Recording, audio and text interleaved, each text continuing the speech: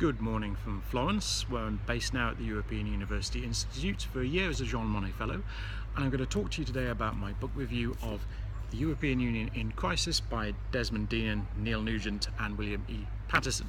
Now, a week ago today, the Prime Minister of the United Kingdom spoke here in Florence, and one of the things she touched on briefly was the issue of the UK's place within a changing Europe. And if you're looking for a book that really gets to grips with the problems that the European Union has been facing over the past few years, including Brexit, then there's no better start than this book. The European Union in Crisis looks at the full breadth of the crises that have been facing the European Union, and it's not just interested in the big three of Brexit and Schengen and the future of the Eurozone. It's also interested in things like core periphery relations, the question of the demos of the European Union, the legitimacy, the problems the institutions themselves have been facing, problems with Russia, the European Union's place in the world, and so forth. Lots of things. And as the authors make clear at the beginning of the book, if you think this is just one single crisis, then you're wrong. This is a multi-level, multifaceted problem that connects to economics, politics, security, social problems. It's internal and external, it's transient, it's permanent, it's possibly the biggest challenge that the European Union has faced in its existence. And this is one thing that Desmond Dinan picks up on in a very interesting chapter right at the start, when he challenges the idea that the European Union has integrated through crises.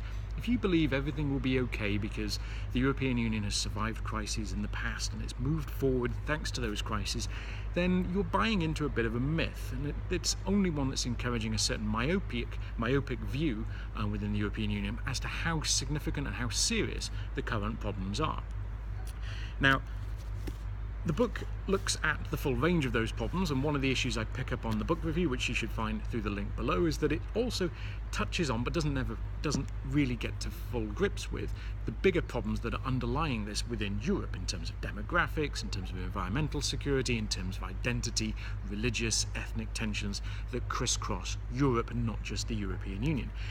And the book ends on a discussion of whether or not this crisis is going to lead to the disintegration of the European Union. Now, this is something that was, until a few years ago, something of a taboo topic. He didn't talk about the EU unravelling. He didn't talk about a member state of the European Union leaving. And now it really ends a book like this, and it ends with discussions with people like Douglas Weber on theories of European disintegration as to what we need to look for, what it may unfold like, what ideas we need to use to try and understand whether or not this is the European Union coming to an end, or whether actually the EU is going to be absolutely fine. It's just going to adapt as it has in the past, but not necessarily in the ways we've seen previously. So are we going to see differentiated integration, or, as Douglas Weber picks up on in the book, differentiated disintegration in terms of the EU unravelling in different ways? There's a lot more within the book, obviously, and a lot more within the book review, which you can find on clicking the link below this video.